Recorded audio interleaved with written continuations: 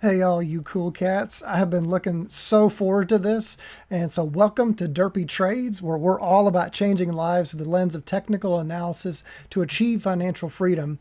Today, we're going to be going over a pattern in the charts that I've been following for over a year. Make sure you stay tuned because you're not going to believe what the pattern target for this market crash is. So, this is on the Thinkorswim platform. I'm not affiliated with or endorsed by Charles Schwab. Also, I'm not a financial advisor, and so please check out the financial disclaimer that's in the description below, as well as a curated list of channels I have found to be very helpful over the past 2 years on my trading and investing journey. Make sure you also stick around for today's trading rule to live by. So without further ado, let's get into this. So I've been looking at this, and a lot of people say that you can't predict you can't predict a market crash, right? But I believe that the technicals, they kind of tell a story and they kind of show you where things are kind of headed and kind of give you a general idea. So right now what we're looking at is the chart for SPY. This is for like the S&P 500. And so we've got two different patterns that are going on here. If you're not familiar with like technical patterns, the first one we got going on is what's called like a cup and handle pattern. And this line right here is the resistance line for that. You can see we came down, we tested it again, we failed to get above that, came back down again, and finally broke out here, okay? And so we've got a pattern target for that of roughly about 580 points for SPY, okay? We also had kind of like a rising wedge that was going on here earlier. And, you know, that was actually targeting, if you were to like start for the pattern target here, move it over, that was targeting, you know, around 560. And I'm going to zoom in on the daily time frame so we can kind of see these things a little bit more detail. But we can see, you know, the market's just been like crazy bullish. It's been going up, up, up. Yeah, we've had a little bit of snags here and there. We hit this resistance, we bounced off. We hit this resistance, we bounced off. We're so close right now to hitting this resistance again.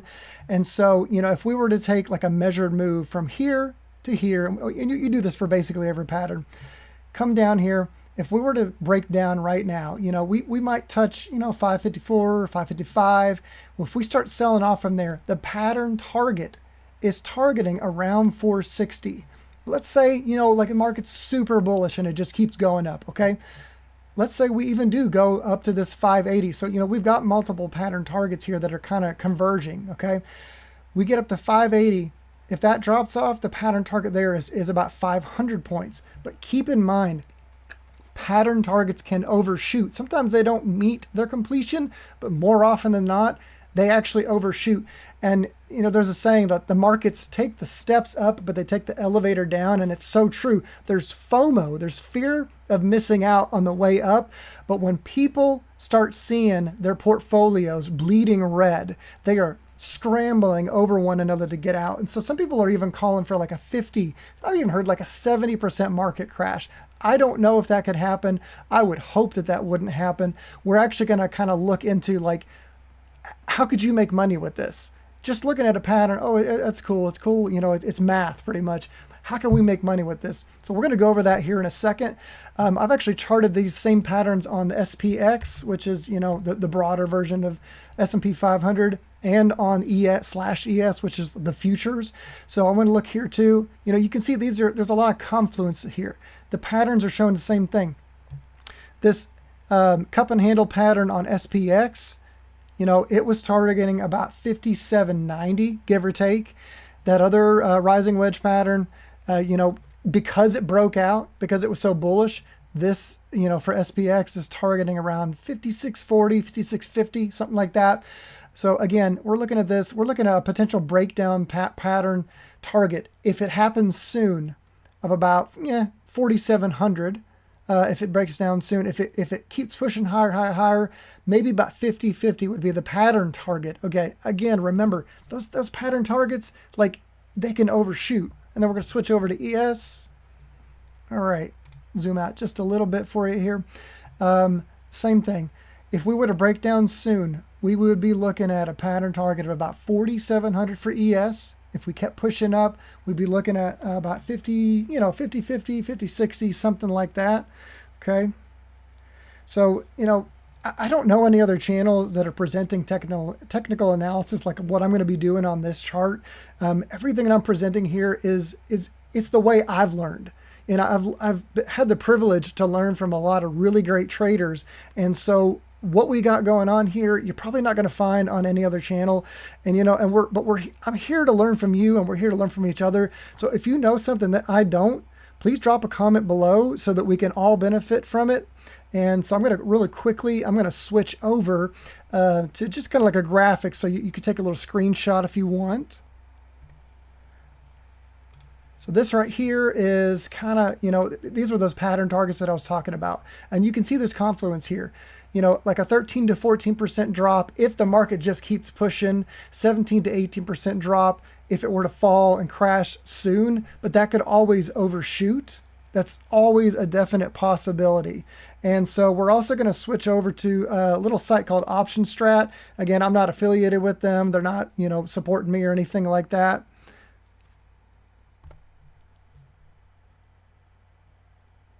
And there we go. All right, so this is Option Strat. We're looking at what's called a put contract here. Puts make you money when the market's going down. Calls make you money when the market's going up. So right now we got this on SPY. You know, right now the market's around 550 on SPY, okay? So if we're targeting even just like a 20% crash, okay, we're looking at, you have to pay about $1,500 for this put. But if the market tanked 20% at any point between now and the end of the year, this is what that same contract will be worth. So, I mean, we're looking at what, $8,000 profit per contract. But let's say we got that 50% crash between here and the end of the, you know, the end of the year. Let's see what we'd be looking at. Same thing. You would pay about $1,500 in order to, you know, pull out almost 26 grand from the market per contract.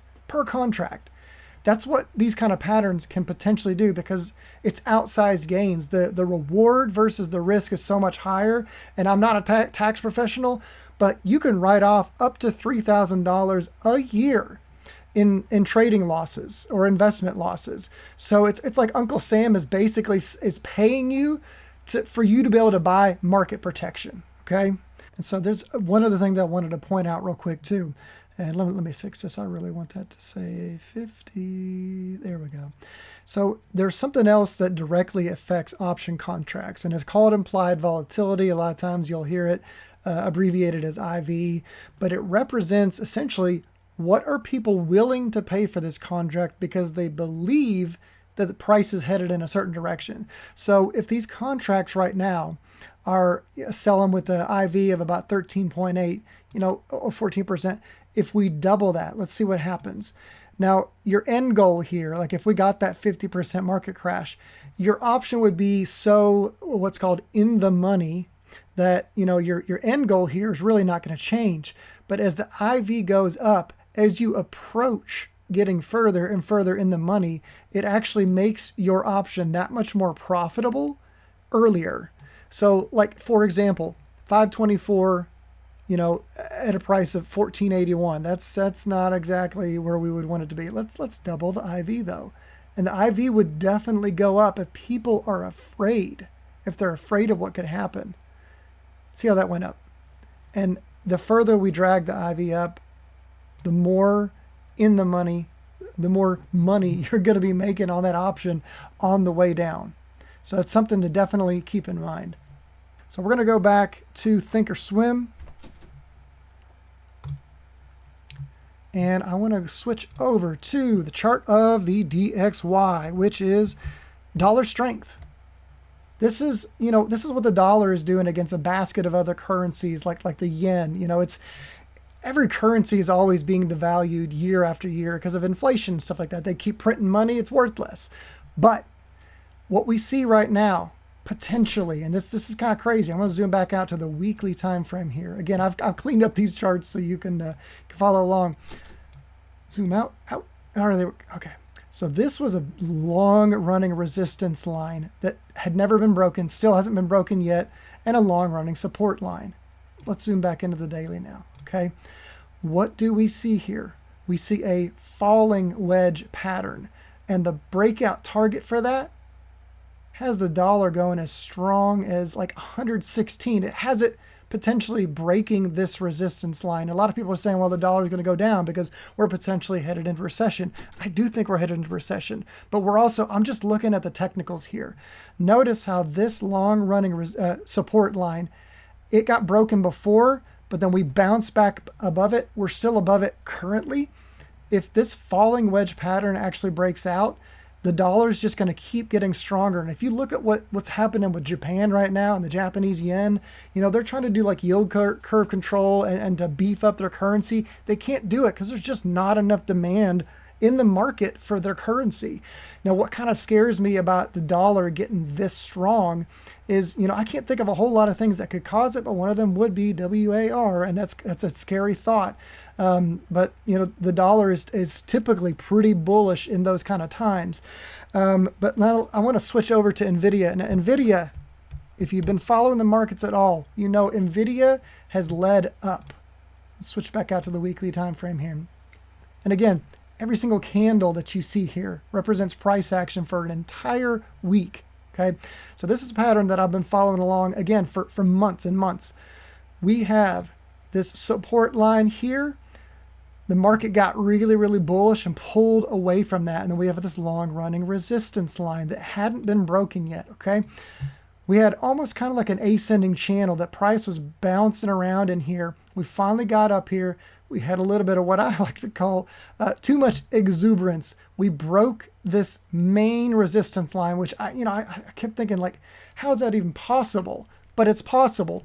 Patterns don't always play out the exact way that you would expect, but they often play out closely. Okay, so we had this breakout, and on a monthly time frame, this could just be what they call a false breakout. Okay, so let's see. Let's look. We're following along. We see this resistance line here. It's been broken again. This market's been just like exceptionally bullish, and this could continue up. But what if it doesn't? What do we see here again? Giant rising wedge pattern. Almost anybody would tell you, like, NVIDIA looks like it's overvalued right now. Some people will try to say, well, no, it's not overvalued. It could just keep going up, and it could keep going up because the markets can be very irrational, much longer than you can remain solvent. But you can see, like, look at this. This is how far, if we drew a line there and drug it over here, drag it down here, that's how far the NVIDIA could fall. And if NVIDIA brought the markets up, then NVIDIA could also bring the markets down without a doubt. If you think NVIDIA is the next Cisco, if this is the next .com bubble, please tap that like button.